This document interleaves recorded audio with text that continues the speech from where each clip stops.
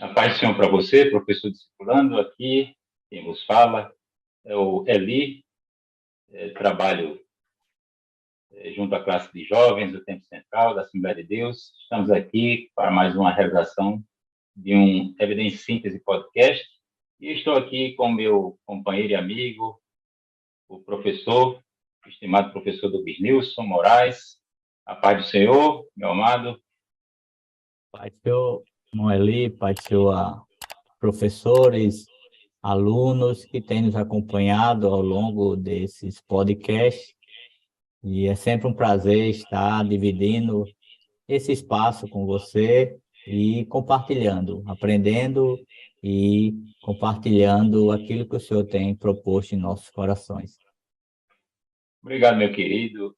O que dizermos da lição de hoje? Estamos quase na reta final, lição número 11, últimos domingos deste ciclo, da revista Discipulando, a salvação em Cristo, que tem como texto base, segundo aos Coríntios, capítulo 5, versículos de 14 a 21.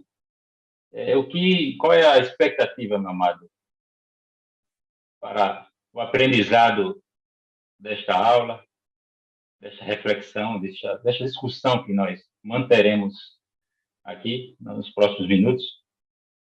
Nossa expectativa, Eli, é a expectativa de que o alcance desta lição seja a compreensão desse ato tão gracioso da parte de Deus na pessoa de Cristo Jesus, que é a salvação, dada a cada um de nós, que temos desfrutado, e há muitas implicações bíblicas e esperamos que no tempo que vamos aqui discorrer, possamos refletir um pouco sobre essa tão maravilhosa salvação. Meu caro, a título de introdução, como é que nós poderíamos definir salvação? Antes de um aprofundamento mais adequado do ponto de vista teológico, bíblico, mas, assim, de uma forma, em poucas palavras, o que é que você poderia considerar como uma definição, como uma conceituação mínima para a gente considerar, digamos, ortodoxa, né? Claro, para salvação. Salvação no cristianismo. Eli, eu costumo usar um exemplo prático para expressar o que isso tem acontecido. A salvação é como alguém que chega para um médico e, a princípio, você pensa que está tudo bem ou você tem alguns problemas mais de natureza pessoal, nada que implique algo mais complexo, até que esse médico ele faz um check-up e apresenta o diagnóstico. O diagnóstico é que você está com a enfermidade mortal e você só tem uma forma de não morrer, que é aceitando o tratamento que esse médico lhe apresenta. E esse tratamento é a única alternativa, não tem um tratamento alternativo, e não aderir a esse tratamento é simplesmente assinar uma sentença de morte. Assim é a salvação. Cada um de nós chegamos diante de Cristo e o Espírito Santo, ele nos convence de que estamos doentes e temos uma doença mortal. E o tratamento é o próprio Cristo. E só tem esse tratamento, não há nenhum outro tratamento secundário, alternativo. Pode até alguém apresentar, mas não vai tirar de nós essa enfermidade mortal. Uma enfermidade que cada um de nós nascemos com ela. E a enfermidade do pecado é como um vírus, que todo ser humano, a partir de Adão, todo ser humano que nasce, carrega esse vírus de forma genética, se é que assim podemos dizer. E é impossível qualquer pessoa que nasça não ter esse vírus. Então, o tratamento é o próprio Cristo. E aceitando esse tratamento é salvar, é receber a salvação dessa morte que está iminente. Obrigado, professor Domingos. É importante essa referência ao papel do Espírito Santo em convencer o pecador, porque eu creio que um distúrbio ou um aspecto dessa, digamos, que faz parte da dinâmica natural e misteriosa do pecado no indivíduo, é justamente ele não, de si mesmo, não reconhecer a necessidade desse tratamento, do tratamento em questão. E você tem usado aí como, adotado como analogia essa Sim, consulta, digamos, a busca de um check-up com, digamos, um médico por excelência. isso. Ou seja, o tratamento é confiável, o médico, o profissional é bem recomendado, mas o professor disciplina ele precisa levar em conta isso quando ele estiver se valendo de ilustrações, analogias, metáforas, que a Bíblia apresenta o homem como estando morto em seus delitos e pecados, de maneira que o homem de si mesmo ele não vai reconhecer, inclusive ele vai rejeitar e negar, né? Vai negar essa realidade, mas que uma situação crítica, é uma situação emergencial e, com certeza, esse tratamento que Jesus tem a oferecer é radical. Radical. É radical. É como ele mesmo apresenta quando convida ao renunciar-se a si mesmo, né? É esse tratamento radical. É um tratamento que muda você, transforma de dentro para fora e não tem um outro meio. E vamos aqui já adentrando, né, a perspectiva propriamente bíblica da salvação. No subtópico nós temos aqui a arrogância da autonomia humana, professor Douglas Nilson. Desde o Éden nós vemos essa ilusão do homem, e aqui quando eu digo homem eu me refiro à humanidade de modo geral, ou seja, um uso da palavra todo abrangente. Eu não estou excluindo aqui as mulheres. Então, é típico da humanidade caída, e nós verificamos isso já ainda no estado de retidão original, em Adão e Eva, que foi justamente essa tentação que Satanás colocou, a soberba da vida. A soberba da vida, a cobiça da carne, a concupiscência dos olhos. O ser humano é fascinante, né? O ser humano fica eufórico, ele experimenta uma espécie de enlevo quando ele presume que pode se autodeterminar, tomar seu destino nas próprias mãos e desenvolver essa autonomia. Porque qual é o problema do pecado, do pecado original? Qual foi a transgressão de Adão? É justamente a questão da autoridade. Ele se sentiu na posição de legislar por si mesmo e de si mesmo aquilo que era bom para si mesmo, bom para ele. Ao invés de confiar no julgamento de Deus, na autoridade da palavra de Deus. Então, a serpente, fazendo ali uma espécie de hermenêutica da suspeita, ela lança dúvidas sobre a palavra de Deus.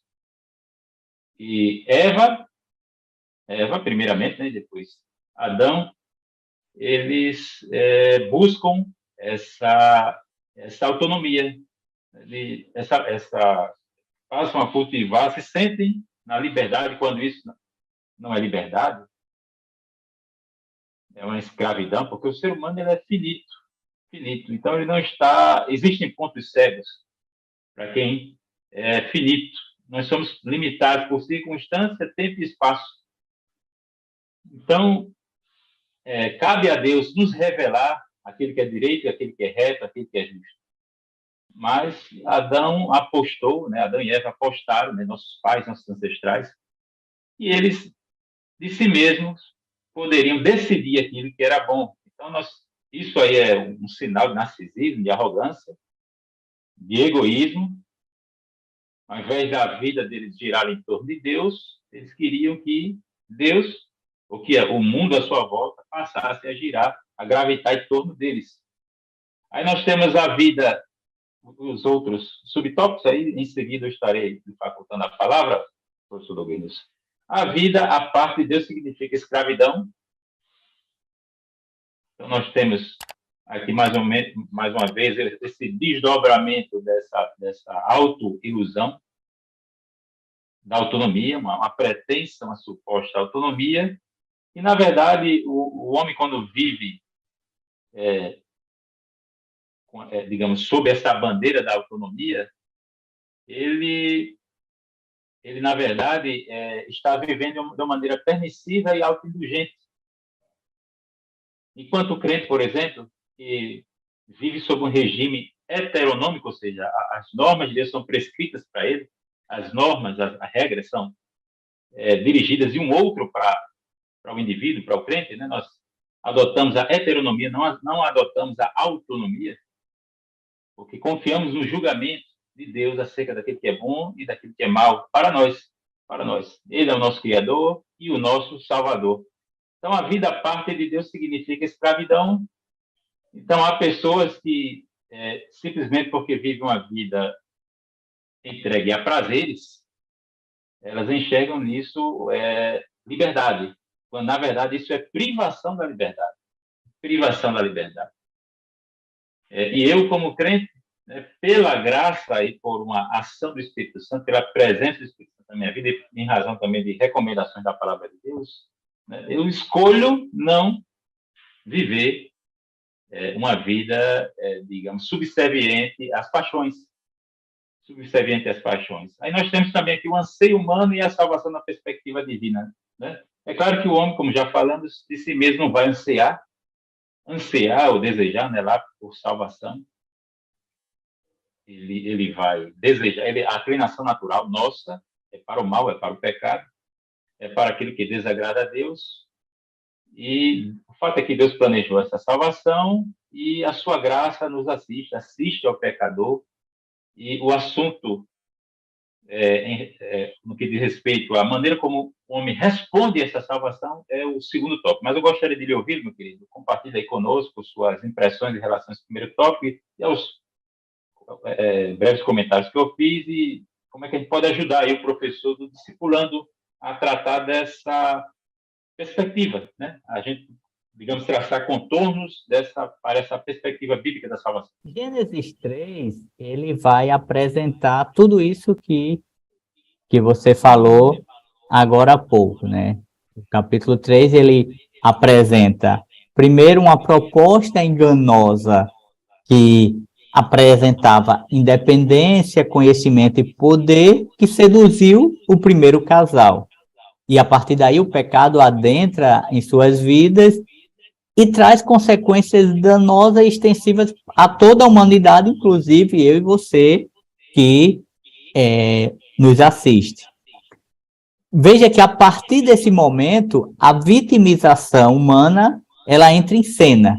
O homem passa a não assumir a sua responsabilidade e transferir para outros. Então, Adão que transfere para Eva, que transfere para a serpente, e a partir daí, até os dias atuais, o problema do homem é que ele transfere, se vitimiza diante, muitas vezes, dos seus pecados.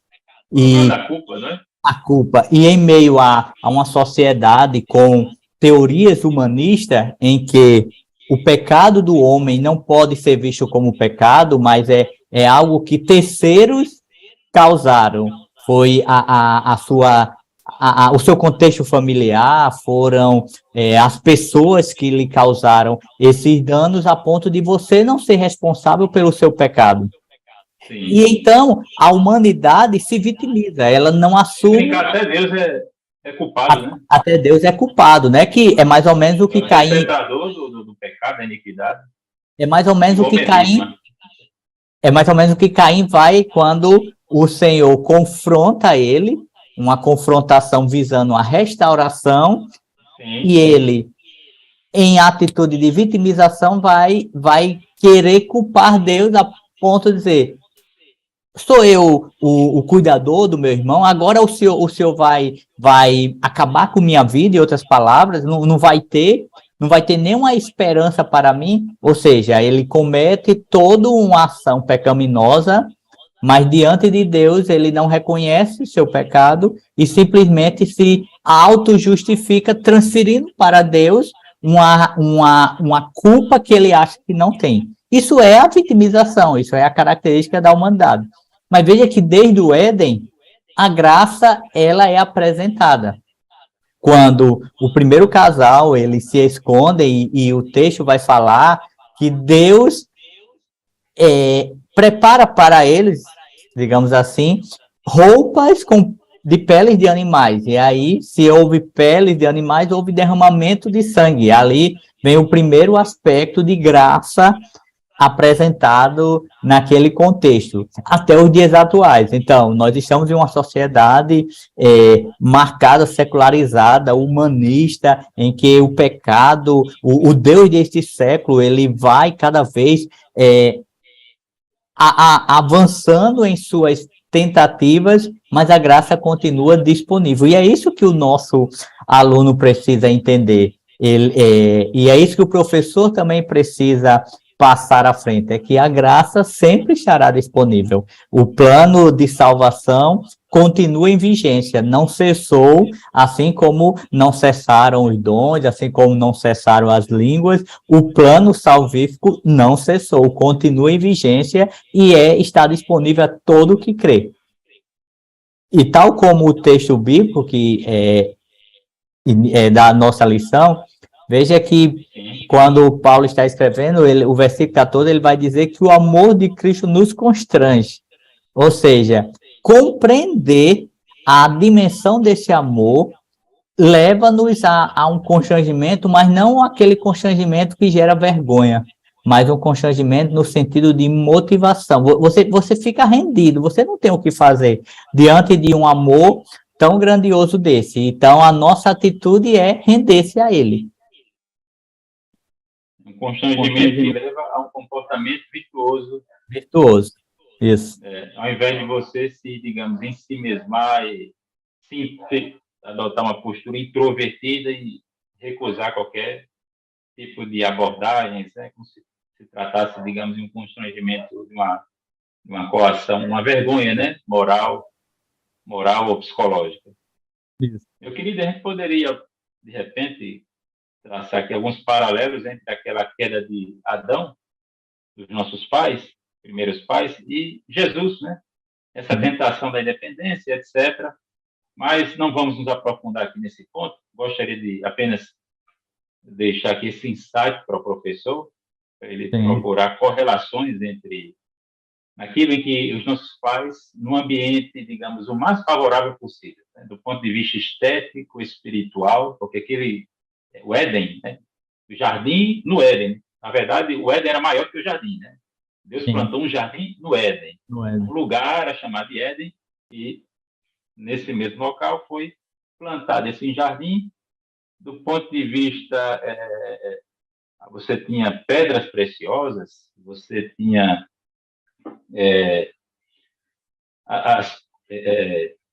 digamos, as árvores, né? As melhores frutas comestíveis, as árvores mais bonitas, e o verdor, né? O cheiro, o odor, ou seja, todos os prazeres estéticos e o tátil, né? Todos os prazeres corporais ali poderiam ser vivenciados de uma forma sublime, né? Então, num contexto tão agradável, o homem ele incorreu em transgressão, se voltou contra o seu Criador, buscando essa independência, essa autonomia, essa disputa de poder, né? Poder. Vamos aqui, meu querido, adentrar o segundo tópico, o paradoxo da salvação. Paradoxo é, digamos, quando você relaciona duas ideias aparentemente contraditórias, né? Aparentemente contraditórias, mas que no final das contas elas não são em si mesmas. Uma contradição, obviamente, é quando você tem quando algo é afirmado e negado ao mesmo tempo e no mesmo sentido, ou seja, na mesma relação. Por exemplo, eu sou diferente de mim mesmo. Não tem sentido isso, né? Eu só posso ser igual a mim mesmo. Então, eu estou afirmando e negando. É complicado o princípio da identidade. Por exemplo, eu dizer que eu se eu estou andando, eu não estou me movimentando, é outra contradição. Se eu estou em pé, não estou sentado, é outra contradição. Por exemplo, isso é vermelho, mas não é uma cor. Uma propriedade das cores é justamente a vermelhidão. Então, quando você afirma, por exemplo, quando a Bíblia diz que Cristo é Deus e homem, nós temos aí um paradoxo, não temos uma contradição. Por quê? Porque eu não estou dizendo que Cristo é Deus e não é Deus, nem estou também me referindo a Cristo como sendo e não sendo homem ao mesmo tempo e no mesmo sentido. Poderia também citar aqui as Escrituras. As Escrituras, elas têm uma natureza divina e humana, né? Ela tem um autor divino, que é primário, né? O Espírito Santo, uma autoria divina, e a autoria humana também, né? Mas aqui nós estamos falando exatamente, estabelecendo uma relação de termos incompatíveis, né? Porque não estamos afirmando e negando a mesma coisa ao mesmo tempo. Então, o paradoxo da salvação, qual seria esse paradoxo? Aí nós temos aqui a oferta divina diante do livre-arbítrio. Nós que somos da Assembleia de Deus, temos herdado aí uma parte da tradição arminiana que foi desenvolvida por John Wesley, e nós acreditamos que o homem é livre para se apropriar e resistir à oferta da salvação. Agora, é claro, o homem de si mesmo ele não pode buscar a Deus, ele não pode desejar a salvação, ele também não pode se auto-salvar. Nós poderíamos aqui falar da graça preveniente, também já fizemos referência aqui ao papel do Espírito, que convence o homem do pecado, da justiça e do juízo. A Bíblia também diz que a fé vem pelo ouvir a palavra de Deus, ou seja, a fé não é uma engenharia do homem, uma engenhosidade, algo que ele de si mesmo desenvolve. Mas cabe ao homem persistir na crença, porque Deus não vai crer no lugar do homem. Deus também determina que o homem se arrependa. O Espírito Santo nos convence. A lei, né, a palavra de Deus, ela produz em nós a convicção acerca do pecado, que essa é a função da lei, né, mostrar para o homem o que é o pecado. E o Espírito Santo, ele vem e reabilita, né? A graça, ela reabilita o livre-arbítrio de forma que o homem possa responder à oferta da salvação. Aí, é claro, né, o segundo subtópico aqui do segundo tópico, a possibilidade de rejeição humana diante do processo de convencimento divino. Nós reafirmamos isso aqui. Ou seja, o ato contrário é sempre possível. A escolha do homem não é pré-determinada. Não, nós rejeitamos isso. Pelo contrário, por exemplo, quando Adão caiu, nós não acreditamos, ensinamos que existia, antes da criação de todas as coisas, um decreto todo abrangente, a parte de Deus, que incluía, ou que até, inclusive, tornava, digamos, certa a queda de Adão. Claro que Deus não foi pego de surpresa, mas Deus criou o homem livre. Então, a escolha contrária, ou seja, o fato de nossos pais, Eva e Adão, não terem comido do fruto, ainda era uma possibilidade. Aquele ato aí não foi, a escolha contrária sempre foi possível, e Deus, de forma que Deus não pode ser a fonte do mal, a causa do mal. E Deus não coage ninguém para ir para o céu. Deus, ele criou seres livres, ele quer, através da sua graça, do seu amor não é coercitivo. Também não tem sentido você criar, se Deus é um ser pessoal, ele só poderia criar seres conforme a sua imagem e semelhança, seres dotados de personalidade. E nesse aspecto ali... Não autômatos, né? No caso de Adão ou no caso de João, para responder à oferta da salvação, algo tão maravilhoso, tão sublime. Uma livre resposta com o amor de Deus oferecido ao homem, disponibilizado ao homem. Pois não, professor Luiz, fica à vontade. E vem nesse aspecto, desse segundo tópico, Deus, ele apresenta salvação ao homem, a começar do Éden, e aqueles personagens, Deus apresenta possibilidades. Nada também chega para o homem sem que ele tenha uma escolha, uma opção por Deus. É assim o dilúvio. O dilúvio não foi uma coisa que Deus, na segunda-feira, disse, vamos destruir tudo e acabou. Houve tempo para que aquelas pessoas se arrependessem. Isso é graça, isso é misericórdia. Foi assim com cada personagem que nós vamos vendo ao longo das Escrituras. Deus, ele tem um plano, ele sabe que esse plano é o melhor caminho, é o único caminho para o homem, porque o próprio Cristo diz que ele é o caminho, mas o homem, ele pode simplesmente rejeitar esse caminho. Ok, rejeitou. É uma decisão. Não, eu quero esse caminho. Então, entrar nesse caminho, aderir a esse caminho, não vai ser do jeito que o homem quer. É por isso que Jesus, em seu ministério, ele deixa essas questões muito claras. Ele diz, olha, se alguém quiser vir após mim, renuncie. Então, Jesus, ele deixa claro quais são os parâmetros de alguém que quer ser cidadão do céu, que é alguém que quer render-se a ele. Ele não é só Salvador, ele é Senhor também. Então, é preciso ganhar, no paradoxo que você falou, é preciso perder para ganhar, se é que a gente pode dizer isso, porque você perde coisas que você morre para si mesmo, você perde, muitas vezes, posições, pessoas nesta vida para ganhar uma vida que vai ser totalmente satisfeita, totalmente preenchida, totalmente completa em Cristo. Então, esse é o projeto de Deus e o nosso professor precisa deixar isso claro para o nosso aluno, porque ele está em um processo de discipulado. E discipulado, qual o significado de discipulado? É você ensinar, apresentar as verdades bíblicas a esse aluno para que ele possa tornar-se o imitador de Cristo. Partindo do pressuposto que o professor já é um imitador de Cristo. Então, o novo convertido, ele precisa conhecer quem é esse Cristo e saber quais são as diretrizes de um reino, para que depois ele não esteja na igreja e diga, não foi assim que me passaram. A Escritura deixa isso bem claro. E em todo o tempo, você tem você tem a sua escolha. Vê que alguém que adentra a fé cristã, ela agora não está vinculado como algumas seitas, que você não pode sair, você assina um termo e você tem que ter marcas, e se sair, você corre o risco de vida. A porta que você entrou é a mesma que você pode sair, só depende de você. Agora, se você compreender a complexidade, a profundidade dessa porta que você entrou, você não quer mais sair. O amor de Cristo nos constrange, né? Nos Mais constrange. Isso. De forma que um morreu por todos, né? Para que todos, né, uma vez mortos para si mesmo, pudessem viver para ele.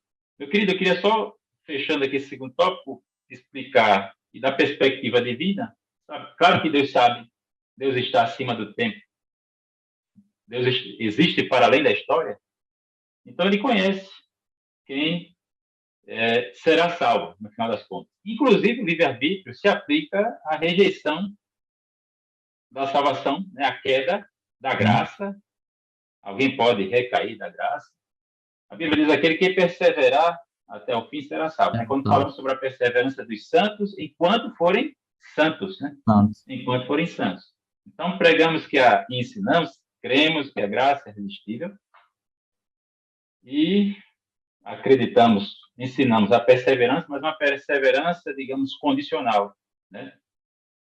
A salvação também ela é condicionada à fé, né? Porque você tem três abordagens.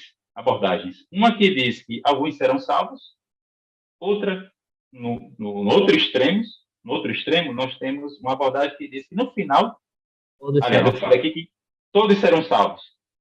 No outro extremo, que é o universalismo. Aí nós temos uma outra corrente, digamos, predeterminística, que ensina o quê? Que só alguns serão salvos. A abordagem, a linha arminiana, ela defende o quê? Que os que creem serão salvos. A Bíblia diz que Deus encerrou todos debaixo da obediência para com todos usar de misericórdia, não apenas com alguns. e não apenas com a música. Então, claro que, quando falamos sobre eleição, levamos em conta a fé antevista, e quando falamos sobre predestinação, é de um ponto de vista, ou numa acepção, digamos, corporativa. Por exemplo, Paulo, no capítulo 2 da carta aos Gálatas, ele escreve que nós fomos predestinados para as boas obras. Mas nem todo crente, digamos, pratica, né? Nem sempre está praticando boas obras. Então, eu não posso enxergar toda expressão que leva em conta, aliás, com essa forma, né? Predestinação, como sendo no sentido predeterminístico, de forma a excluir a resposta humana, o livre-arbítrio. Meu querido, terceiro tópico, a manifestação do amor de Deus pela humanidade. Sabemos que amamos porque Deus nos amou primeiro, né? O homem estava morto em seus delitos e pecados. A salvação ela não pode se fundamentar nas obras, nem nas boas obras. A Bíblia diz que até as nossas melhores obras são como trapo da imundícia. E a salvação no sentido pleno, é importante, professor discipulando, saber que a salvação é um processo. A salvação é um processo. A Bíblia diz que nós fomos salvos. Aqui a referência é a justificação. Pela fé, pela justificação nós ficamos livres da culpa do pecado. Nós fomos salvos, nós estamos sendo salvos. Aí nós temos a ordem da salvação, né? Justificação, santificação. Na justificação eu fui declarado e não tornado. Declarado justo. Mas, digamos, eu me torno justo. Isso aí, a conotação já é mais moral, né? Pela obra, pela assistência do Espírito Santo que opera, uma obra sinergística, né? Que é a ação do Espírito Santo, né? Indispensável o Espírito Santo para que o homem se santifique. Ele precisa dar lugar e corresponder com esse trabalhar do Espírito Santo, que é uma santificação, ou uma santidade do interior, que se revela também no exterior. Fomos salvos, estamos sendo salvos e seremos salvos. E aqui a referência é a redenção do nosso corpo, ou glorificação, que é a etapa final da salvação, quando estaremos, digamos, não apenas livres da escravidão do pecado, que é o processo da santificação. Digo, santificação como processo e santificação posicional. Eu estou em Cristo, sou santo. Tem também essa perspectiva, digamos, mais gradual e como se fosse um processo da salvação até que é inacabado nesta vida, e um dia eu estarei livre da presença do pecado pela glorificação. E só mais esse comentário, meu caro amigo professor Douglas News, Deus estava em Cristo reconciliando o mundo. Depois Paulo vai dizer que a nós nos foi confiada o evangelho da reconciliação, a palavra da reconciliação. Aí, de novo, aqui eu vou tratar de livre-arbítrio. Por quê? Porque o que Paulo tinha em vista aqui com essa expressão reconciliação tem a ver com reatar relacionamentos, restaurar uma amizade. Isso pressupõe o quê? Inclusive a atividade diplomática de representantes, de autoridades que representam uma determinada nação, quando se dirigem a uma outra nação hostil, buscando ou se valendo de ritos diplomáticos, você só pode pressupor a possibilidade de resposta daquela nação com quem você quer estabelecer paz. De forma que a resposta ela não é pré-condicionada ou pré-determinada. Você não tem aí nenhuma coação. Como é que você quer estabelecer paz com outra pessoa se você está obrigando essa pessoa, agindo contra a vontade dela, de maneira para que ela, de forma involuntária, aceite paz, sua oferta de paz? Isso não tem sentido, é ridículo isso, irracional. Pois não, professor Douglas, como é que a gente pode concluir aqui esse terceiro tópico? A conclusão que eu apresento ali aos professores é o que o próprio escritor vai dizer, que diante de tudo isso que nós falamos, nos imposta a responsabilidade de anunciar essa tão grande salvação. Então, o próximo passo é anunciar, fazer cada um que está em nossa volta compreender essa graça que está disponível a todos. E eu entendo que é isso que a lição vem trazer, e é isso que o aluno precisa voltar para casa. sabendo que ele é salvo na pessoa de Cristo Jesus, não merecia essa salvação, não há nenhum mérito nele, e ele, constrangido por tudo que o Senhor fez, agora ele vai anunciar esta graça a outros. É como certo escritor diz que o evangelho, evangelizar, digamos assim, é como um mendigo que encontrou o pão e vai dizer a outro mendigo onde encontrar esse pão. É mais ou menos isso que o nosso aluno ele precisa voltar para casa levando essa mensagem. Obrigado, professor Douglas Nilson. Obrigado por essa descrição tão... Não podia haver descrição melhor, né? Nós estamos mortos, o homem sem Cristo, ele é morto em seus delitos e pecados, ele é cego, ele é miserável, ele está nu, aí você já conclui que ele precisa ser revestido da justiça de Cristo. E é isso. A fé é a causa instrumental da nossa salvação. A salvação, ela não se baseia, não pode se fundamentar nas obras humanas. A graça é a causa eficaz desta salvação. Nós temos essa mensagem de reconciliação, a nós nos foi posta essa responsabilidade, e nós temos justamente essa mensagem de um mundo, né, já reconciliado com Deus, um mundo livre de dor, de sofrimento e de lutas, livre de doenças, e hoje nós fomos comissionados, estamos comissionados para anunciar esta mensagem. E a vida eterna é esta, né? É uma existência transformada ao lado de Deus para sempre. Então, eu quero aqui me despedir de você, professor discipulando. A Deus a nossa gratidão por mais uma aula. Professor Douglas Nilson, obrigado por sua participação. Amém. Até a próxima. A paz do Senhor. Paz do Senhor.